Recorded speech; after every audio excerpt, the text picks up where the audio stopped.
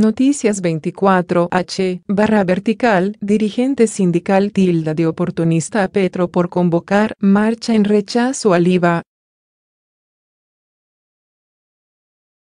El presidente de la Confederación General de Trabajadores, CGT, Julio Roberto Gómez, aseguró que el senador debe manejar su agenda y no la de los sindicatos.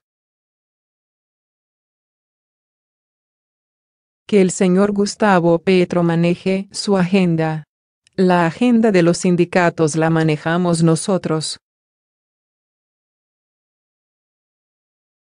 Me parece un acto del peor oportunismo que el señor resulte convocando a los trabajadores.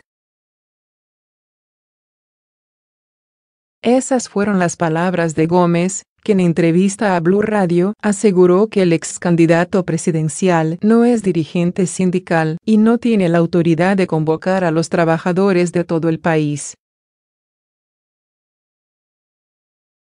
Las declaraciones de Gómez se dieron luego de que Néstor Morales, director de Mañanas Blue, le preguntara si la marcha que convocó Petro el día de ayer en rechazo al IVA a la canasta familiar tenía que ver con la misma que promueven ellos, el Sindicato de Trabajadores. Señor Gómez, Gustavo Petro escribió en Twitter: propongo a los obreros un cese de actividades general para el 28 de noviembre en rechazo al IVA. Y aquí veo que el 28 de noviembre efectivamente va a haber movilizaciones. ¿Esto es Petro y los sindicatos?, preguntó Morales. El dirigente sindical, además de negar el cuestionamiento, explicó que estas decisiones no son políticas, sino que surgen a raíz de última reforma tributaria que está promoviendo el gobierno. De hecho, el presidente de la CGT calificó de diabólica la ley de financiamiento que se está proponiendo, pues castiga, sin ninguna misericordia, a la clase media.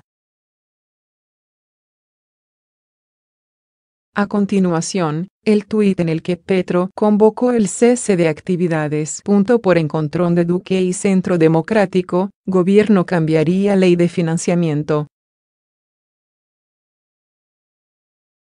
La solicitud del partido de gobierno para que se revise la reforma se haría efectiva y se modificaría el IVA en canasta familiar y el impuesto de renta. Así lo confirmó el periódico Portafolio, que explicó que después de varias reuniones con gremios, empresarios, congresistas, académicos y analistas, el ministro Alberto Carrasquilla podría cambiar uno de los puntos del proyecto que más ha desatado polémica: el aumento de IVA. La primera peluqueada a la nueva reforma tributaria, cuenta el medio de comunicación, sería en este impuesto, el de valor agregado. De llegar a un acuerdo con el Consejo Gremial, el gravamen a los productos sería entre 10% y 12%, y no de 17%, como se viene señalando en las últimas semanas. Otro punto que se revisaría tiene que ver con el IVA a la vivienda usada, ya que el propio jefe de esa cartera, Jonathan Malagón, ha sido enfático en advertir sobre el impacto negativo para el sector, señaló Portafolio. A estas modificaciones también se uniría el impuesto que pagarán los pensionados. Ya no solo empezarían a pagar impuestos a las personas que reciban mesadas desde 4,8 millones de pesos, sino desde un monto menor. Aún no se saben los cambios. Es importante resaltar que aunque inicialmente estos serían los cambios, aún no se ha llegado a una decisión final. Sin embargo, según valora Analytic, con el inicio de las reuniones entre el gobierno nacional y los ponentes de la ley de financiamiento, hay una baraja de propuestas de todos los tamaños, colores y sabores, que buscan llenar el hueco fiscal de 14 pesos billones que tiene el país. Esta idea también la sustenta Óscar Darío Pérez, representante a la Cámara, quien le explicó a Valora que el recaudo de 2 pesos billones que le entrarían al gobierno nacional con el IVA a la canasta familiar de 17% podría compensarse con otras iniciativas, entre ellas, ampliar el endeudamiento del país. Odebrecht. Congreso reacciona a revelaciones que involucran al fiscal Martínez. Voces en el Senado opinaron sobre las grabaciones y la entrevista que dio el controller de la Ruta del Sol, Jorge Enrique Pizano, antes de morir el pasado jueves. Varios congresistas han pedido la renuncia del fiscal general Néstor Humberto Martínez. Las revelaciones hechas en la noche del domingo por Noticias 1, con la publicación de una entrevista de Jorge Enrique Pizano, Q.E.P.D.,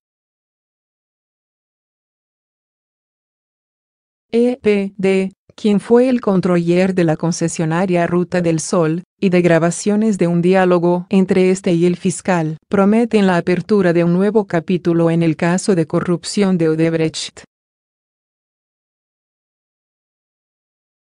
Martínez volvió a quedar en medio del huracán porque, al parecer, sabía de las irregularidades de Odebrecht en Colombia desde mediados de 2015, cuando fungía como abogado de Corfi Colombiana, socia de la firma brasileña en Colombia.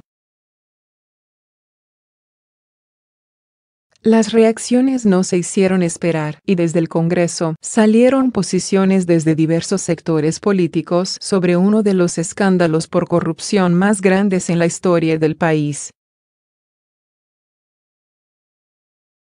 El senador Jorge Enrique Robledo, quien ha sido insistente en manifestar el conflicto de intereses que existe en Martínez para investigación de este caso, anunció que, en la plenaria de esta tarde, en el Senado, solicitará un debate de control político sobre la corrupción en la Ruta del Sol II.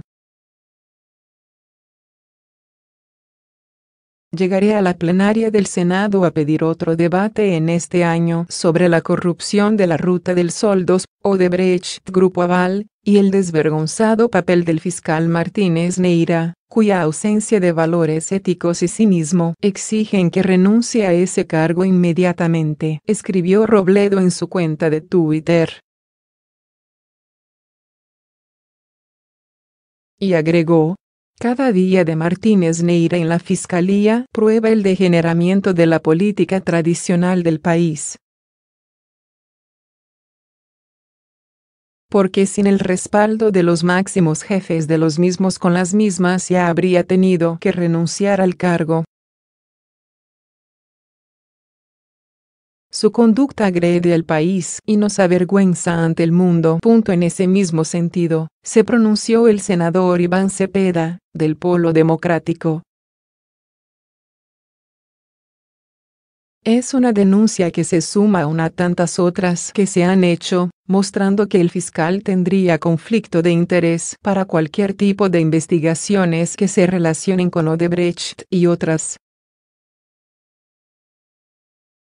No es solamente eso, sino que también hay una serie de circunstancias que son macabras, si es que se comprueba con relación lo que les ha pasado a personas que están rodeando este caso, expresó Cepeda, quien, además, sugirió que el fiscal Martínez debe renunciar y permitir que otro funcionario asuma las investigaciones. El senador Roy Barreras, de la U, cuestionó el hecho de que haya muertes repentinas que involucren a personas cercanas al proceso. Me parece que todo lo que tiene que ver con Odebrecht es oscuro y seguramente la opinión pública requiera muchas más claridades. Yo solo tengo una pregunta médica que no he podido resolver.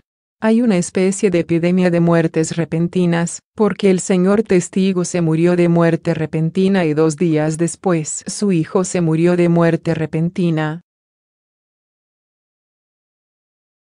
Por su parte, el senador Ernesto Macías, del Centro Democrático, comentó que lo que ocurre con Odebrecht es muy grave y que se requiere que sea el mismo fiscal quien le diga al país qué se debe hacer.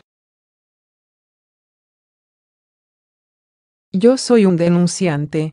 Yo denuncié a las exministras Gina Parodi y Cecilia Álvarez, eso lo archivaron muy pronto. Ahí hay problemas. Yo no soy quien para pedir renuncias, pero la situación es demasiado delicada, es una situación muy grave. Esperemos que sea el mismo fiscal el que le diga al país qué hay que hacer y qué se debe de hacer, señaló Macías. Asimismo, el senador Gustavo Petro, de Colombia Humana, apuntó que lo que se debe suceder es que la Corte Suprema de Justicia le garantice al país un fiscal transparente y no dependiente del actual fiscal general. Eso se hace a través de la figura fiscal ad hoc que debería nombrar la Corte, no el fiscal general, para continuar y profundizar el caso, en el que por los indicios que tenemos, se entregó $30 millones en coimas a altos funcionarios, tanto del gobierno de Uribe como de Santos.